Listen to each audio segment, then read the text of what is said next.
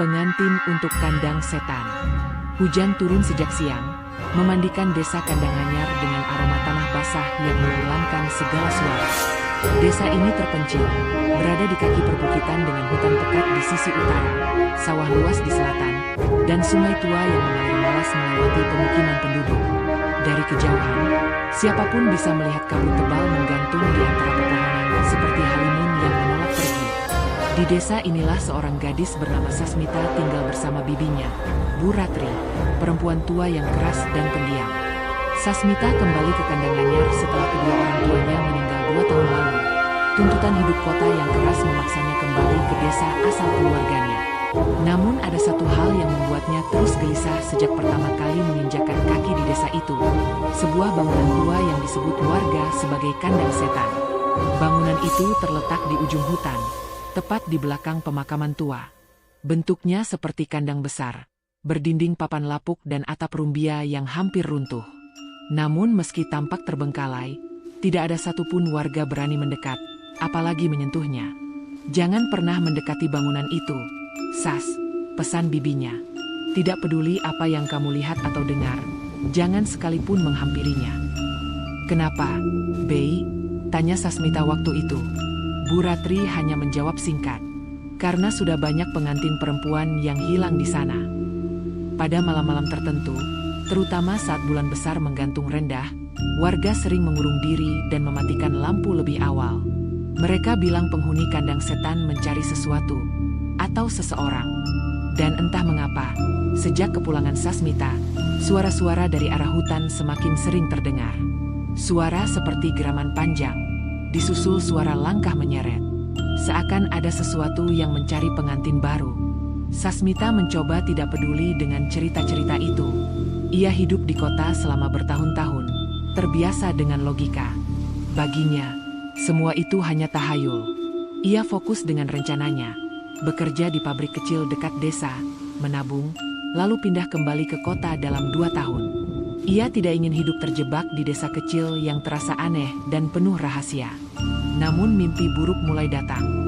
Hampir setiap malam, ia melihat dirinya berjalan menuju bangunan tua itu, mengenakan kebaya putih, wajahnya pucat, seolah tengah melangsungkan pernikahan. Di dalam mimpi itu, sosok besar, entah manusia atau bukan, menunggunya di dalam kandang. Wujud sosok itu gelap, namun matanya merah berpijar seperti bara. Ia memanggil namanya dengan suara serak. "Sasmita, pengantinku."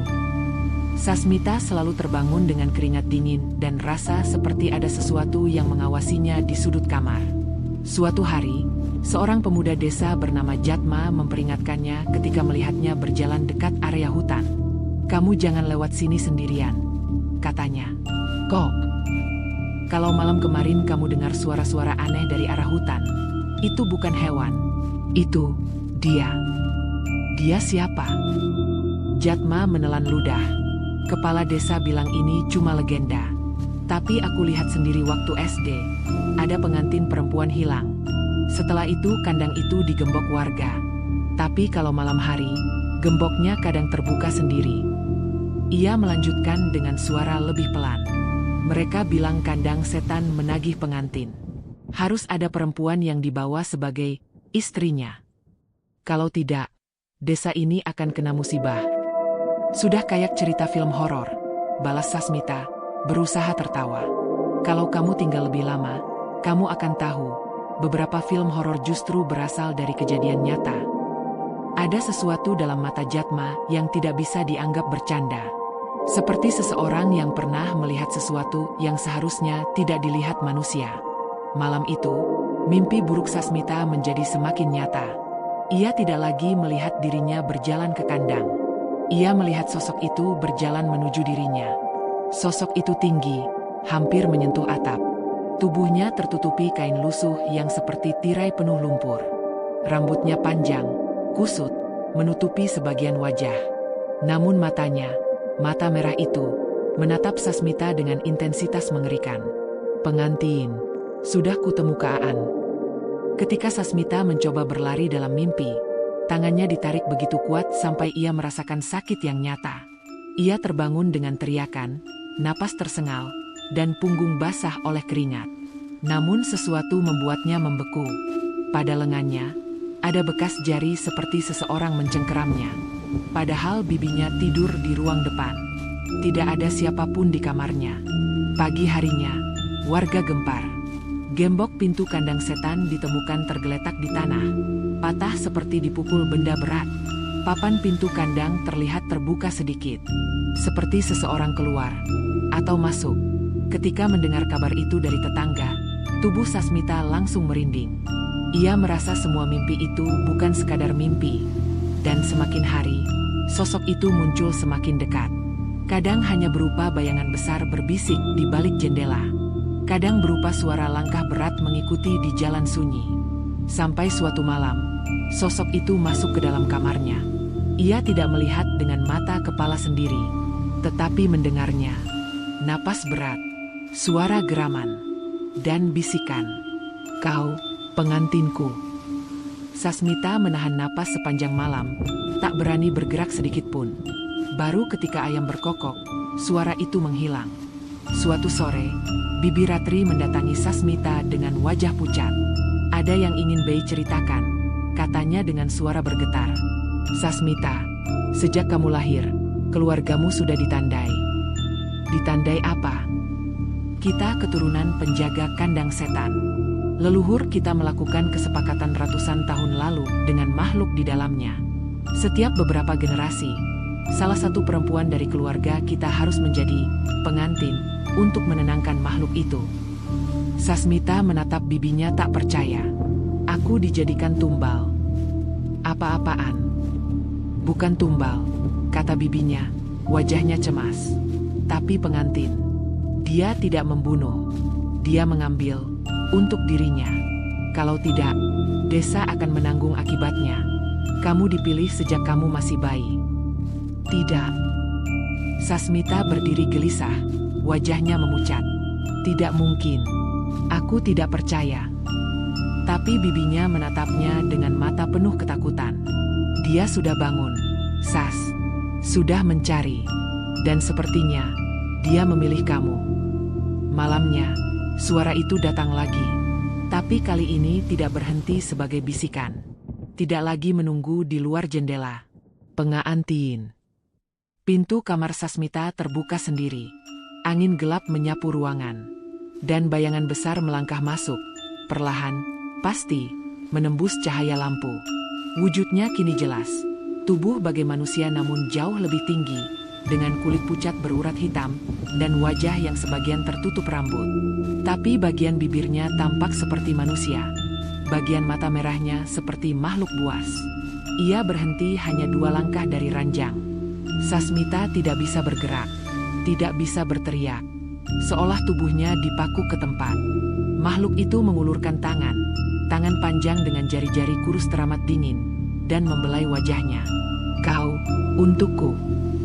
Lalu makhluk itu tersenyum. Senyum, seperti seorang lelaki yang akhirnya menemukan pengantinnya. "Baik, Embah lanjutkan bab 2 dengan konflik lebih mencekam. Wujud setan kepala kerbau, atmosfer horor pekat seperti yang diminta. Panjang dibuat format 1/400 kata seperti bab 1. Malam itu, langit gelap seperti tinta yang dituangkan ke seluruh penjuru desa. Tidak ada kunang-kunang, tidak ada suara jangkrik. Hanya keheningan yang membuat bulu kuduk meremang. Bahkan angin pun berhenti bergerak seolah menahan napas, menunggu sesuatu yang akan terjadi. Di dalam kamarnya, Sasmita duduk memeluk lutut. Tubuhnya gemetar, bukan karena dingin, tetapi karena ia tahu malam ini bukan malam biasa. Bibinya, Bu Ratri, berkali-kali memperingatkannya bahwa tanda-tandanya sudah sempurna. Bau tanah basah yang tidak biasa. Suara seretan rantai dari arah hutan. Hewan ternak gelisah sejak sore. Dan mimpi yang terus menjadi nyata. "Dia akan datang," kata bibinya dengan suara parau sore tadi. "Makhluk berkepala kerbau itu akan menjemputmu." Nama makhluk itu hanya disebut dalam bisik-bisik warga. Si lembu ireng, raja makhluk hutan, yang sejak ratusan tahun lalu menerima persembahan, pengantin, dari keturunan tertentu.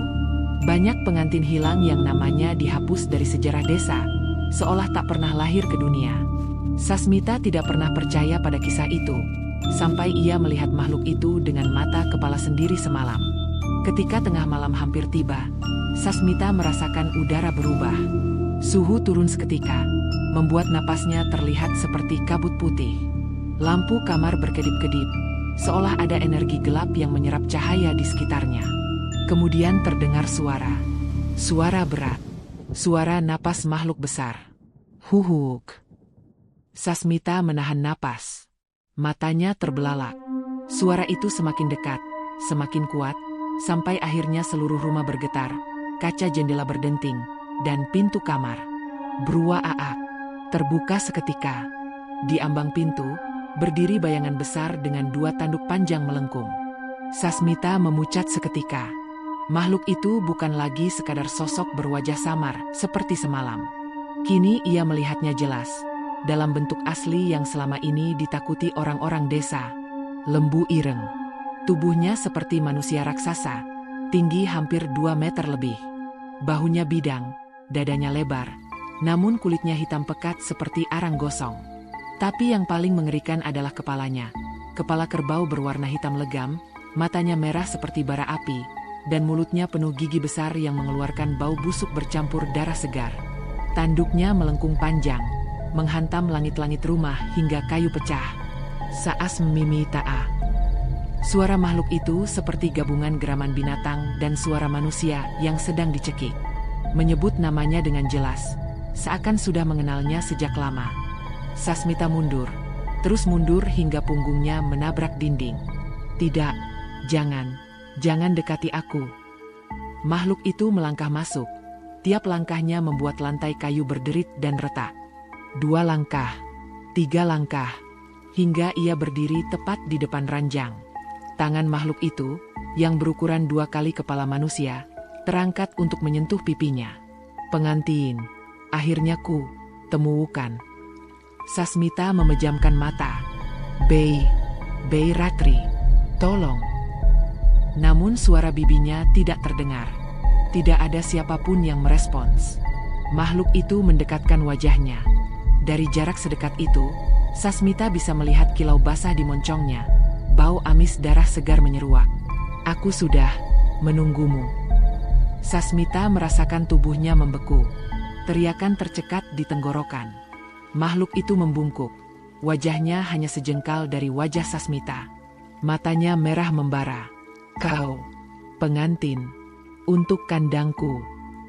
Tiba-tiba, sesuatu dari luar kamar dilempar keras, seperti benda logam berat menghantam dinding. Braaak. Makhluk itu menoleh cepat, mengeluarkan suara geram. Dari balik pintu, muncul sosok Jatma dengan wajah pucat dan tangan gemetar memegang keris pusaka yang ia temukan di gudang balai desa. Jangan sentuh dia, teriak Jatma.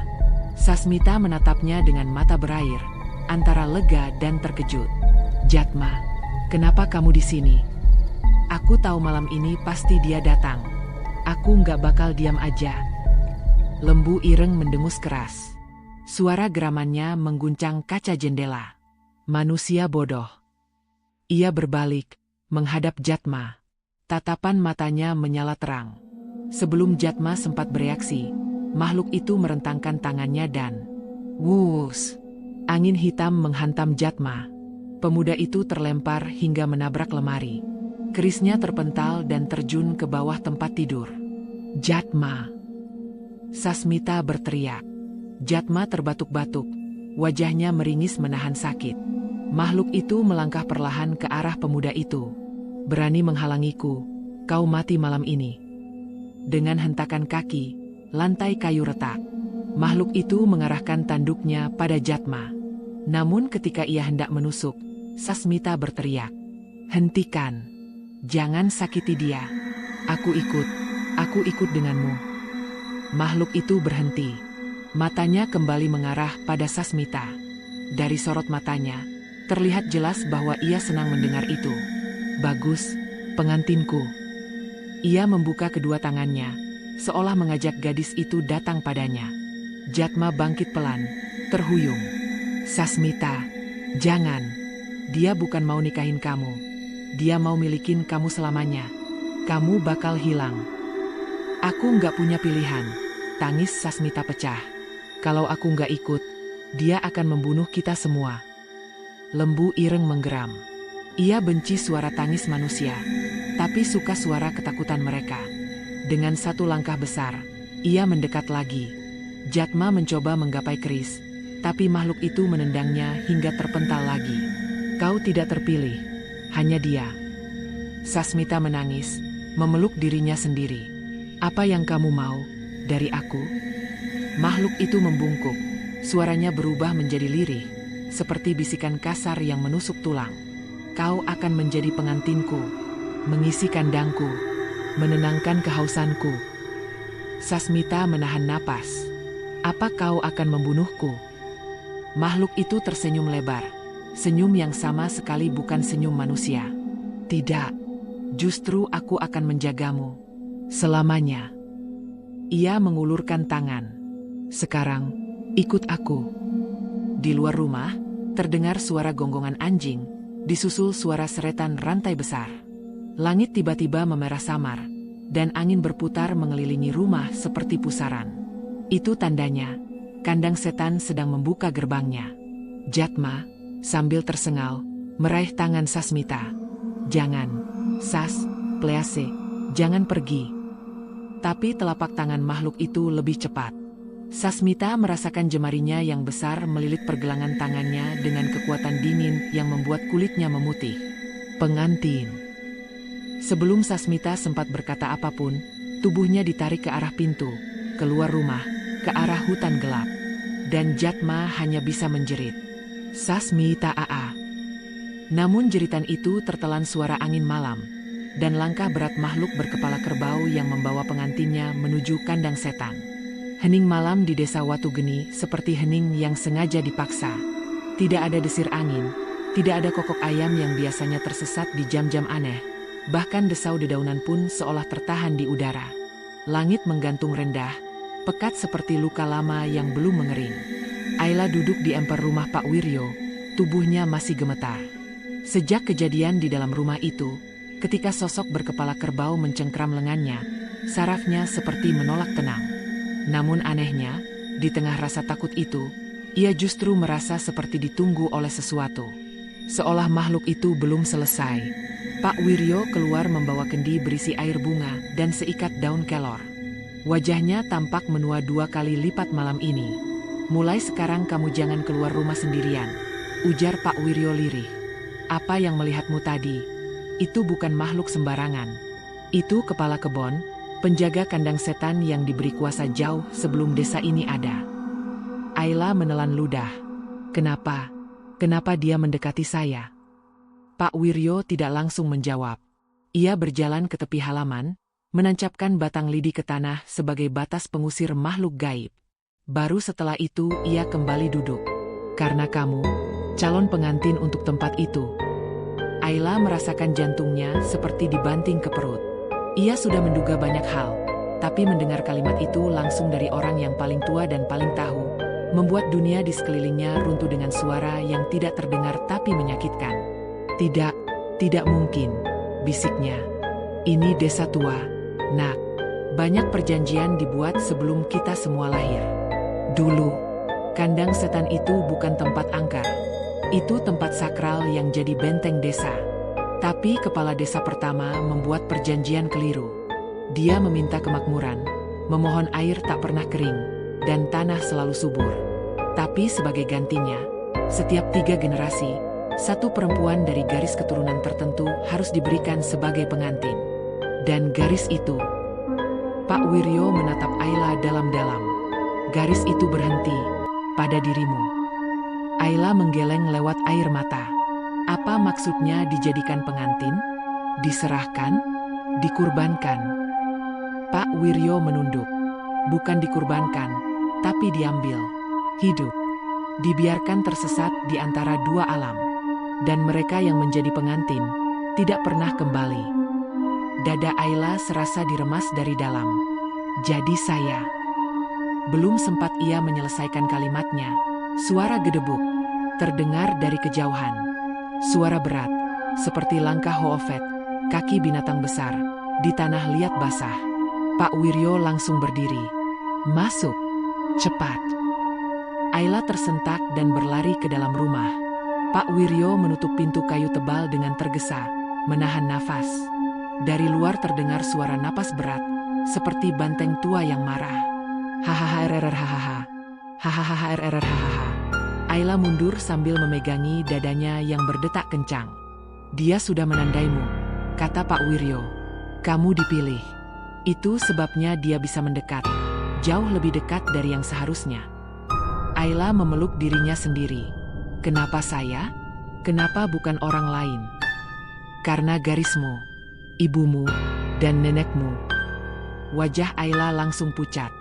Sejak kecil ia memang tidak pernah benar-benar tahu apa yang terjadi pada ibunya. Semua hanya bilang sang ibu meninggal mendadak ketika Ayla masih bayi. Apa ibu saya juga? Pak Wiryo menghela napas panjang. Ibumu melarikan diri dari takdir itu. Ia kabur meninggalkan desa. Tapi perjanjian darah tidak bisa diputus. Dan ketika kamu lahir, dia tahu cepat atau lambat tempat itu akan menagih jatah. Ayla menutupi mulut, tubuhnya bergetar hebat. Jadi ibu saya meninggal karena? Pak Wiryo menatapnya tanpa kedip. Karena dia mencoba memutus perjanjian dan menolak memberikanmu. Dan kandang setan menagih dengan caranya sendiri. Ayla terduduk. Tangannya dingin. Pikirannya kacau. Ia ingin berteriak tapi suaranya tertelan tangis. Beberapa jam kemudian, suara dari luar rumah perlahan mereda. Ayla duduk memeluk lutut di ruang tengah, sementara Pak Wiryo menyiapkan dupa dan daun kelor di seluruh sudut rumah. Kita akan lakukan ritual penunda, ujarnya. Bukan membatalkan, hanya menunda. Agar malam ini kamu tidak diambil. Ayla mengangguk walau tidak yakin ia sanggup menghadapi apapun lagi. Pak Wiryo menyalakan dupa, lalu menempatkannya di 4 penjuru. Aroma getir rempah bercampur asap memenuhi ruangan. Duduk di tengah lingkaran ini, katanya. Ayla menurut. Ia duduk di tengah garis melingkar yang terbuat dari garam, tanah kuburan, dan serpihan kayu jati tua, bahan perlindungan paling kuat menurut tradisi desa. Pak Wiryo mulai melantunkan doa tua. Suaranya serak namun penuh getaran. Hawa dingin perlahan merambat masuk ke rumah, meski jendela tertutup rapat. Lalu terdengar suara ketukan dari dinding rumah. Tok, tok, tok. Ayla merinding. Pak, itu apa? Jangan lihat, perintah Pak Wiryo. Tapi suara itu semakin keras. Tok, tok, tok, tok, tok. Sekarang bukan hanya ketukan, tapi suara goresan panjang seperti kuku hewan yang menggaruk papan. Skre. Ayla menutup telinga. Pak, dia mau masuk. Fokus. Jangan keluar garis. Tiba-tiba suhu ruangan turun drastis. Nafas Ayla berubah menjadi uap tipis. Dari arah pintu terdengar dar, seperti sesuatu menubruknya dari luar. Pak Wiryo mempercepat bacaannya. Suaranya semakin keras dan terburu. Lingkaran garam di sekitar Ayla bergetar tipis, seolah ada tekanan kuat yang mencoba memecahkannya. Lalu, suara itu berhenti. Rumah kembali sunyi. Ayla memejamkan mata, menahan tangis. Pak, sudah pergi. Pak Wiryo terdiam lama. Sangat lama. Hingga akhirnya ia berbisik. Belum. Ayla menelan ludah. Dia tidak bisa masuk rumah. Tapi dia menunggu. Dan dia akan terus menunggu sampai waktu yang ditentukan. Sampai perjanjian dipenuhi. Ayla memandangi lantai, air mata mengalir pelan. Berapa lama lagi, sampai hari itu? Pak Wiryo menatapnya dengan wajah paling serius yang pernah Ayla lihat. 3 hari lagi. Ayla membeku. Seluruh tubuhnya seperti mati rasa. 3 hari lagi kamu akan diambil, Ayla. Dan desa ini tidak akan menghentikannya. Setelah ritual selesai, Ayla duduk menatap lantai tanpa suara. Tubuhnya masih gemetar. Ia tahu satu hal pasti. Ia tidak akan tinggal diam menunggu ajal. Ketakutan boleh menguasai pikirannya, tapi tidak akan menelan hidupnya. Tidak kali ini. Tidak seperti ibunya. Pak. Ayla menatap lelaki tua itu dengan mata sembab tapi penuh tekad. Jika perjanjiannya tidak bisa dibatalkan, apa ada cara lain? Pak Wiryo terdiam. Katakan, Suara Ayla serak. Apakah ada cara untuk memutusnya? Pundak Pak Wiryo mengendur. Rautnya berubah dari ketakutan menjadi seperti pasrah.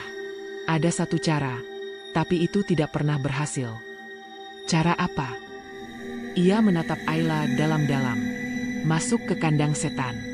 Masuk ke tempat itu, sebelum mereka menjemputmu. Mematahkan perjanjian dari dalam. Ayla menelan ludah. Aku harus masuk ke kandang itu, sendirian. Tidak sendirian, ujar Pak Wiryo. Tapi kamu harus siap mati. Ayla terdiam cukup lama. Lalu ia mendongak, matanya penuh tekad. Kalau itu satu-satunya cara agar aku tidak menjadi pengantin mereka, aku akan melakukannya. Pak Wiryo menghela napas, lalu menutup mata seperti seseorang yang baru saja memutuskan sesuatu sangat berat. Kalau begitu, besok kita mulai persiapannya. Jangan tidur malam ini, karena makhluk itu tidak akan berhenti menatap rumah ini sepanjang malam. Dan benar saja, dari luar jendela, Ayla bisa mendengar napas berat itu lagi. Pelan, berirama, seolah makhluk itu menunggu, seolah mengingatkannya. 3 hari lagi, Ayla, kau milikku. Pagi datang tanpa cahaya. Matahari seolah enggan menyentuh desa Watu Geni, meninggalkan kabut kelabu yang menyelimuti jalanan tanah dan pepohonan jati tua. Ayla berdiri di depan rumah Pak Wiryo dengan tubuh masih lemah. Matanya sembab karena tidak tidur semalaman. Setiap kali kelopak matanya merapat, ia selalu mendengar suara napas makhluk berkepala kerbau itu di balik jendela. Seolah makhluk itu menempelkan wajahnya tepat di luar kaca. Pak Wiryo keluar membawa buntelan kain coklat berisi sesajen, bunga, tali ijuk, dan segenggam tanah kuburan. Di pundaknya tergantung lentera minyak tanah yang kecil namun menurutnya cukup untuk menuntun mereka dalam kegelapan tempat itu. Tak ada banyak waktu, katanya. Jika kita terlambat sedikit saja, hari penjemputan akan tiba. Dan jika itu terjadi, tak ada satupun manusia yang bisa mencegahnya. Ayla mengangguk, meski jantungnya seperti hendak pecah. Napas dingin pagi itu menusuk tulang. Semua terasa semakin nyata. Perjalanan ke kandang setan dimulai. Hutan yang mereka masuki berbeda dari hutan manapun yang pernah Ayla lihat. Pohon-pohon jati menjulang seperti tiang-tiang raksasa dengan batang yang menghitam, seolah terbakar tapi tak pernah hangus. Udara terasa berat, penuh sesuatu yang tak kasat mata, sesuatu yang membuat tengkuk Ayla terus merinding. Dulu tempat ini terang dan subur, kata Pak Wiryo sambil berjalan pelan. Tapi setelah perjanjian dibuat, sebagian hutan ini terambil oleh dunia lain. Mereka mengambil apa saja yang bisa mereka genggam. Ayla memandangi akar-akar yang melintang di tanah, seperti tangan yang terjulur dari permukaan. Sesekali angin dingin berhembus, tapi arah angin itu tidak wajar. Datang dari satu titik yang semakin mereka dekati. Titik itu terasa seperti pusat segala kegelapan. Pak, perjanjian itu dibuat untuk apa? Pak Wiryo menatapnya sambil tetap berjalan. Untuk membuat desa ini tumbuh. Untuk membawa hujan. Untuk menyuburkan tanah. Tapi manusia selalu serakah. Dan mereka yang tinggal di balik dunia, kita menuntut harga. Dan harga itu, perempuan. Ya, bukan sembarang perempuan. Garis tertentu yang lahir setiap 3 generasi. Ayla menggigit bibir. Kenapa garis itu harus dari keluarga saya? Karena leluhurmu yang pertama adalah perantara perjanjian itu. Ia membukanya, dan garis keturunannya harus menutupnya. Ayla semakin tercekik oleh rasa bersalah yang bukan miliknya. Ia marah, takut, namun tetap melangkah. Karena kembali pulang bukan pilihan. Gerbang kandang setan. Setelah hampir 1 jam berjalan, kabut menjadi sangat tebal. Bentuk pepohonan menghilang, berganti siluet-siluet gelap yang tampak melengkung aneh. Lalu mereka sampai di sebuah lapangan kecil yang tanahnya retak dan terbakar. Di tengahnya berdiri sebuah bangunan tua dari kayu. Bukan joglo, bukan lumbung, lebih mirip kandang besar. Tapi pintunya tertutup rapat oleh papan tebal bertuliskan simbol-simbol kuno. Atapnya miring, seperti ingin rubuh kapan saja. Ayla menelan ludah.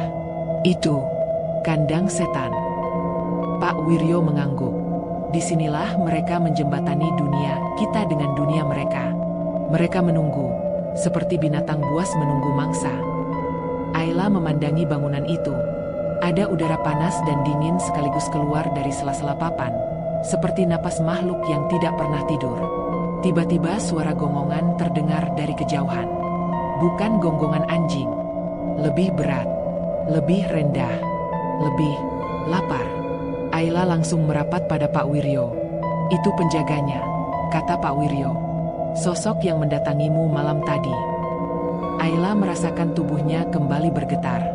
Kenapa dia tidak muncul sekarang? Karena kamu belum masuk. Ia memandang gerbang itu dengan wajah tegang. Begitu kamu masuk, dia akan mengikuti. Ayla menutup mata sebentar, menarik napas panjang. Kalau begitu mari kita lakukan sekarang. Namun sebelum mereka melangkah, sesuatu aneh terjadi. Lentera yang dibawa Pak Wiryo padam sendiri, padahal tidak ada angin. Kita sudah masuk batas mereka, Pak Wiryo berbisik. Mulai saat ini jangan bicara kecuali aku suruh. Dan apapun yang kamu lihat, jangan sentuh. Dengan gerakan perlahan penuh ritual, Pak Wiryo menabur tanah kuburan di depan pintu. Simbol-simbol yang terukir di papan itu bergetar samar, seperti makhluk di baliknya merasakan kedatangan mereka. Pak Wiryo mengangkat kedua tangannya dan membacakan mantra dalam bahasa kuno. Suaranya bergetar, tapi jelas. Angin tiba-tiba berputar mengitari mereka. Debu beterbangan.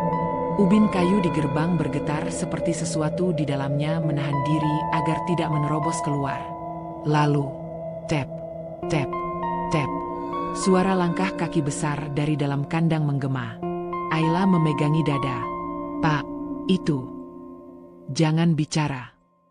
Pak Wiryo menempelkan telapak tangannya di papan pintu, berdoa, dan seketika papan itu terbelah oleh dirinya sendiri, membuka celah gelap yang sangat pekat. Ayla menghirup napas dalam-dalam dan melangkah masuk. Dan begitu ia melangkah melewati ambang pintu, hawa di dalam berubah drastis. Udara lebih dingin dari es, tapi ada panas samar seperti napas makhluk yang baru saja bergerak. Gelap total. Namun Ayla bisa merasakan lantai kayu di bawah kakinya, basah dan licin seperti dilapisi lapisan lendir tipis. Di dalam gelap itu, terdengar suara sesuatu mengalir. Bukan air. Lebih kental. Lebih berat. Ayla merinding. Pegang ujung bajuku, kata Pak Wiryo pelan. Jika terpisah, kamu tidak akan bisa keluar. Ayla memegang ujung kain Pak Wiryo. Mereka berjalan sangat perlahan. Setiap langkah, suara bangunan itu bergemeletuk seperti kayu tua yang menjerit. Setelah beberapa langkah, something moved. Di samping mereka, di kegelapan, sangat dekat, suara napas berat itu muncul lagi. Lebih jelas kali ini. HHRR. Ayla membeku. Itu suara makhluk yang sama. Tiba-tiba sesuatu menggores papan dinding di sebelah kiri mereka dengan keras. Geraa. Ayla menahan teriakan. Pak Wiryo langsung menaburkan garam ke arah suara itu. Bunyi mendesis terdengar, seperti daging terbakar. Makhluk itu mundur sedikit, tapi masih mengawasi. Ayla, dengarkan aku, Pak Wiryo bergetar. Di dalam sini, dia tidak sedang berburu. Dia menunggu. Menunggu. Apa? Ayla berbisik tak sadar. Pernikahan. Ayla merasakan jantungnya turun ke perut. Ia ingin mundur tapi kakinya terkunci oleh ketakutan. Mereka melangkah lebih dalam lagi, hingga di tengah kegelapan muncul cahaya samar dari balik dinding. Cahaya merah seperti bara. Ketika mereka mendekat, Ayla mulai mencium bau amis yang menyesakkan dada. Seperti darah yang sudah lama mengering tapi tetap menyengat. Lalu mereka sampai di sebuah ruangan besar. Ketika mata Ayla terbiasa pada cahaya merah redup itu, ia melihat sesuatu yang membuat tubuhnya melemas. Ruangan itu dipenuhi simbol kuno di lantai, dinding, dan tiang penyangga. Semua terbuat dari bekas goresan benda tajam. Tapi bukan simbol itu yang membuat Ayla hampir pingsan. Di tengah ruangan, terdapat singgasana kayu besar, terbuat dari akar dan tulang hewan. Di belakangnya tergantung kulit hitam yang tampak seperti bagian tubuh makhluk besar. Dan di depan singgasana itu, ada gaun pengantin warna hitam keabu-abuan, tergantung di udara, seolah menunggu tubuh seseorang untuk memakainya. Ayla membeku. Pak Wiryo menelan ludah. Gaun itu telah memilihmu. Tiba-tiba udara di ruangan bergetar. Lantai berdenyut seperti nadi. Dan suara napas berat itu kembali terdengar. Kali ini tepat di belakang mereka. Pak Wiryo berbisik, "Jangan berbalik." Tapi Ayla tahu suara itu semakin dekat. Nafas itu mengalir lembab di tengkuknya. Dan perlahan, sangat perlahan, ada sesuatu yang menyentuh bahunya. Panjang, kasar, dingin. Seperti jari makhluk yang tak seharusnya ada. Suara itu bergema di seluruh ruangan. "Pengantinku." Ayla langsung jatuh berlutut. Tubuhnya gemetar tak terkendali. Air matanya mengalir tanpa ia sadari. Dan hingga detik itu, ia tahu. Waktu mereka hampir habis. Napas makhluk itu masih mengalir lembab di tengkuk Ayla, membuat bulu kuduknya berdiri seluruhnya. Ruangan besar yang remang itu terasa semakin sempit. Asap merah yang menggantung di udara seperti menekan paru-parunya. Ayla berlutut dengan tubuh gemetar. Sementara Pak Wiryo mengangkat tangannya perlahan, menghunus segenggam daun kelor kering yang telah ia siapkan. Makhluk itu menggeram rendah. "Pengantinku." Suaranya bergulung dalam nada berat yang tidak mungkin dihasilkan manusia.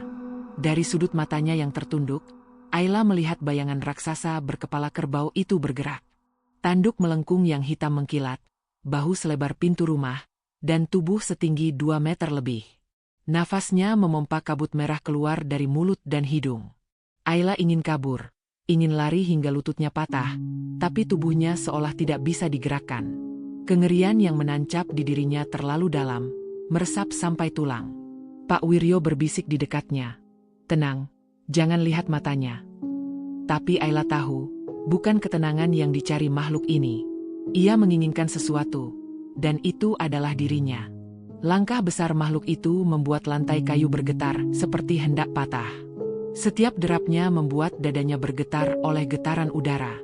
Ayla merasakan tatapan makhluk itu menusuk punggungnya, dan perlahan, ia melangkah ke samping Ayla, berhenti hanya sejengkal dari wajahnya. Ayla menahan napas. Matanya perlahan terangkat, meski ia tahu ia tidak boleh melakukannya. Yang ia lihat adalah wajah raksasa dengan kulit hitam seperti batu terbakar. Matanya merah, namun kosong, seolah jiwa apapun yang pernah dimiliki makhluk itu telah diperas habis. Hanya keinginan, hanya kelaparan, hanya kepemilikan. Makhluk itu mengangkat salah satu tangannya, panjang, kekar, dengan kuku yang runcing. Perlahan, ia menyentuh dagu Ayla. Ayla meringis. Sentuhan itu dingin seperti besi di musim hujan.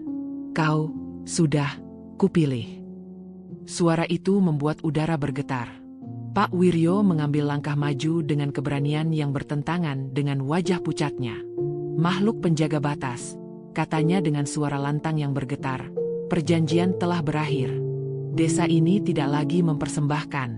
Leluhur kami telah melanggar janji. Tapi garis keturunan ini datang untuk menutupnya, bukan menyerahkan."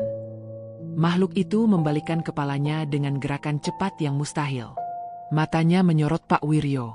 Tidak ada yang menutup. Tidak ada yang dibatalkan. Suaranya merendah menjadi geraman. Hanya ada yang dibayar. Dalam sekejap, makhluk itu menerjang. Kayu-kayu ruangan meledak pecah saat tubuh besar itu menghantam ke arah mereka. Pak Wiryo mendorong Ayla ke samping, membuatnya berguling di lantai.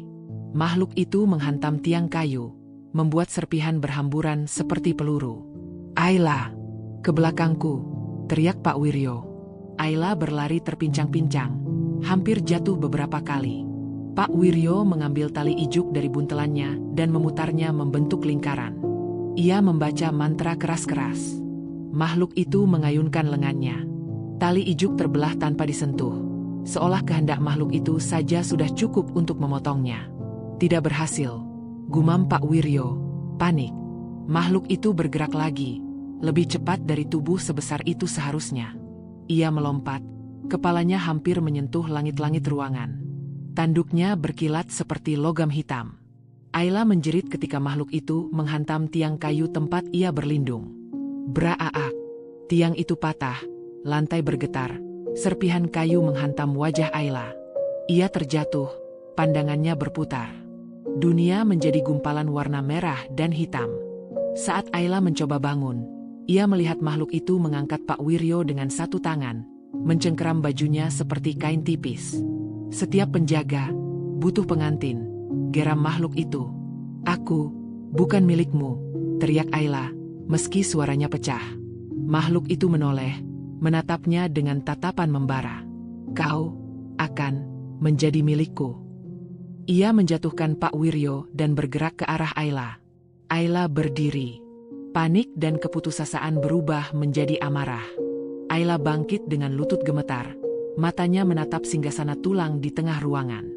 Di samping singgasana itu, terdapat sebuah kotak kayu hitam dengan ukiran serupa mata tertutup. Kotak itu berdenyut, seperti benda hidup. "Apa itu?" Ayla berbisik. Pak Wiryo yang tersungkur mendesis, Jangan sentuh." Tapi Ayla sudah terlanjur bergerak. Makhluk itu menerjang ke arahnya. Dalam detik terakhir, Ayla menendang kotak itu hingga terbuka. Dari dalamnya, bukan cahaya, tapi bayangan. Gelap pekat, seperti asap hidup yang melompat keluar dan melingkari tubuh Ayla. Makhluk itu berhenti seketika. Belasan simbol merah menyala di dinding ikut berkedip-kedip, seolah ketakutan. Ruangan itu bergetar keras. Ayla terengah-engah. Bayangan itu menyerap ke kulitnya, membuat tubuhnya terasa panas, seperti ribuan jarum kecil menembus darahnya. Ia hampir jatuh, tapi sebuah kekuatan seperti tangan tak terlihat menopangnya. "Pak, apa ini?" Suara Ayla bergetar. Pak Wiryo menatapnya dengan ketakutan. "Kau membuka mata yang seharusnya tidak bangun lagi." Makhluk berkepala kerbau itu menggeram keras, lebih keras dari sebelumnya. Ia mundur selangkah, lalu 2 langkah, seperti seekor binatang yang terpojok. "Tidak, bukan dia, bukan yang ini." Suara itu tidak lagi penuh kuasa. Ada rasa takut di dalamnya. Ayla merasakan pikirannya seperti tertarik ke 2 arah. Satu sisi ingin bersembunyi, sisi lain ingin melawan, dan sisi lain lagi, yang baru muncul, ingin menghancurkan ruangan itu sampai tak ada yang tersisa. Kau bukan penjagaku," desah makhluk itu. Ayla menatap langsung matanya, dan untuk pertama kali sejak masuk ruangan itu, makhluk itu memalingkan pandangannya. "Kalau bukan aku, lalu siapa pengantinmu?" Suara Ayla pecah, namun menggelegar oleh kekuatan bayangan itu. Makhluk itu meraung. "Pengantin penjaga hanya satu, dia yang membuka mata kedaulatan." Kata-kata itu membuat ruangan runtuh seketika. Lantai bergetar, tiang kayu retak, udara dipenuhi percikan cahaya merah. Pak Wiryo berteriak, "Ayla, hentikan. Kau tidak tahu apa yang kau hidupkan." Tapi semua sudah terlambat. Ayla merasakan sesuatu bangkit dari dalam dirinya. Sesosok bayangan besar.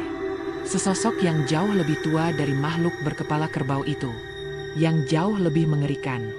Dan dengan suara yang bukan miliknya, Ayla berkata, "Aku bukan pengantinmu. Aku adalah penutup gerbang." Makhluk itu mengaum sangat keras, lalu menyerang Ayla dengan seluruh kekuatannya. Itulah awal kulminasi, pertempuran yang menentukan hidup mati seluruh desa. Pagi itu, kabut turun lebih tebal dari biasanya. Desa Ngunduh Awar tampak diam seperti desa mati. Tak ada ayam berkokok.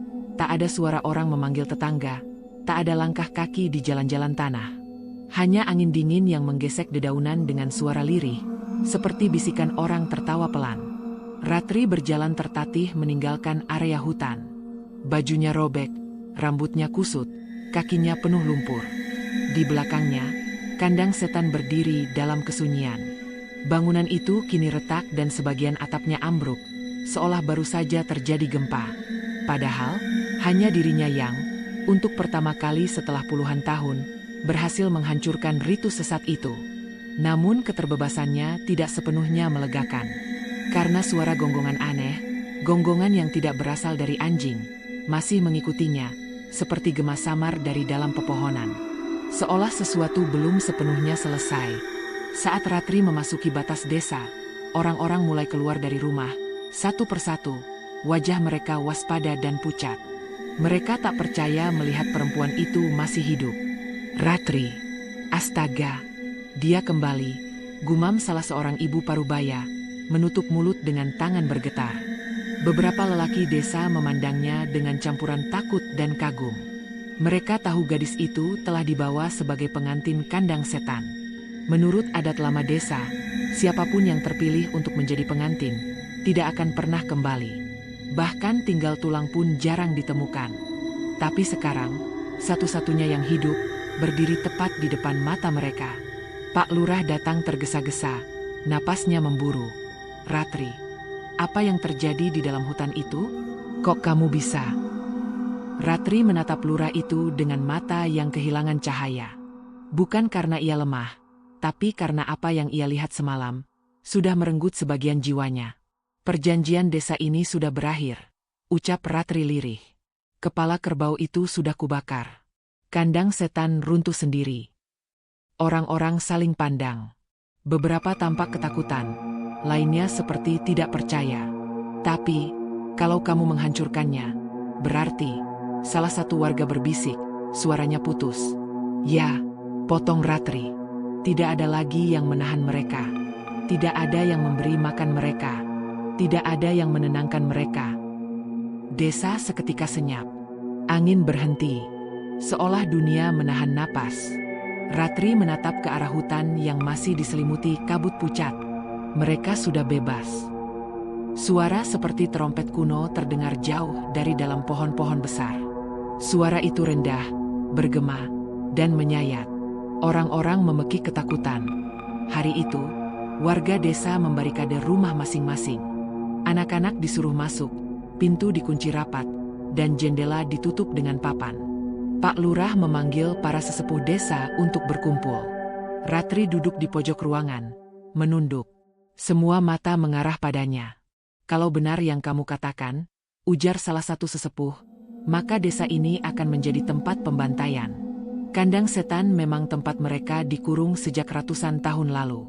Bukan untuk menerima tumbal, tapi untuk membatasi kekuatan mereka. Ratri mengangkat kepala, matanya tajam. Kalian menyembunyikan itu. Kalian biarkan gadis-gadis dikorbankan selama puluhan tahun. Itu lebih baik daripada seluruh desa musnah, balas sesepuh itu. Sekarang lihat hasilnya, bentak Ratri. Tiba-tiba suara berat menggema dari luar balai desa. Suara langkah berat. Tanah seperti bergetar. Diikuti hembusan napas keras, seperti banteng mengendus buruannya. Semua orang membeku. Ratri perlahan berdiri. Tubuhnya gemetar, tapi matanya menatap lurus ke arah pintu. Dia datang, bisiknya. Dari celah jendela, tampak dua bola mata merah menyala di balik kabut. Mata itu bergerak rendah, besar, dan penuh kebencian purba. Kepala kerbau itu, sekarang tanpa ritual, tanpa beban tubuh manusia, kembali sebagai wujud utuh. Lebih besar, lebih haus darah. Sekarang, ia bukan penjaga, ia pemburu. Malam itu berubah menjadi neraka. Jeritan demi jeritan terdengar dari berbagai penjuru desa. Rumah-rumah diguncang, pagar-pagar kayu tumbang, dan kabut semakin tebal hingga menelan cahaya lampu minyak. Ratri berlari di antara rumah-rumah, memanggil warga yang masih hidup untuk berkumpul di balai desa. Tangannya berdarah karena jatuh berkali-kali, tapi ia terus berlari. Beberapa anak berhasil ia selamatkan. Banyak yang tidak sempat. Di tengah kekacauan, Ratri melihat sesuatu yang membuat jantungnya berhenti berdetak. Di tengah kabut, berdiri makhluk itu. Kepala kerbau. Tubuhnya manusia tinggi dan berotot penuh luka terbakar. Dari mulutnya meneteskan darah hitam pekat. Tanduknya patah sebelah, bekas Ratri menghancurkan altar. Makhluk itu tahu Ratri adalah penyebab kebebasannya, sekaligus musuh yang harus ia hantamkan balas dendam. Aku mencari pengantin. Suara itu bergema seperti gemuruh petir di dalam gua. Ratri memejamkan mata. Kalau memang dia mau aku akan mengakhirinya sekarang. Ia menggenggam pisau panjang yang ia ambil dari dapur balai desa. Udara dingin membekukan kakinya. Napasnya memburu, tapi langkahnya mantap. Saat makhluk berkepala kerbau itu menunduk bersiap menerjang, Ratri berteriak sekuat tenaga. "Aku pengantin terakhirmu." Makhluk itu mengeluarkan suara mengerikan, lalu berlari dengan kecepatan setan. Lantai tanah desa bergetar keras. Ratri melompat ke samping, tubuhnya terpental namun ia segera bangkit. Ia menyerang tanduk patah makhluk itu, satu-satunya titik lemahnya. Pisau yang ia hunuskan menancap dalam. Makhluk itu meraung kesakitan. Ia mengangkat tubuh Ratri dan membantingnya ke tanah. Tulang pinggang Ratri nyaris patah. Tapi ia memaksa berdiri lagi, menarik napas terakhir, dan mendorong pisau lebih dalam. Satu teriakan panjang, menggema, dan kemudian makhluk itu roboh. Tubuhnya menguap menjadi kabut hitam pekat, lalu hilang sepenuhnya. Hening. Benar-benar hening. Kabut mulai menipis saat fajar datang. Desa Ngunduh Awar tampak seperti desa yang baru melewati peperangan. Banyak rumah hancur. Banyak nyawa hilang. Banyak suara tak akan pernah terdengar lagi. Namun untuk pertama kalinya dalam ratusan tahun, kutukan itu berhenti. Ratri duduk di pinggir jalan desa. Luka-lukanya parah, tapi ia tersenyum lemah. Ia merasa bebas. Bebas dari takdir yang dipaksakan. Bebas dari jerat pengorbanan. Bebas dari kandang setan. Pak Lurah berjalan menghampirinya dengan langkah gontai. "Ratri, terima kasih. Desa ini berhutang nyawa padamu." Ratri menatap mata lelaki tua itu. Tidak ada hutang. Cukup biarkan tidak ada lagi kebohongan. Tidak ada lagi pengantin. Tidak ada lagi ritual. Pak Lurah mengangguk. Tiba-tiba, angin berhembus pelan dari arah hutan. Ratri menoleh. Di sana, di tempat kandang setan pernah berdiri, terlihat gumpalan kabut kecil, berputar pelan seperti sisa napas makhluk yang belum sepenuhnya mati. Ratri menatapnya tanpa berkedip. Ia tahu, perjuangannya belum berakhir sepenuhnya. Namun untuk sekarang, ia bisa beristirahat. "Kandang setan sudah runtuh," bisiknya. "Dan aku adalah pengantin terakhirnya."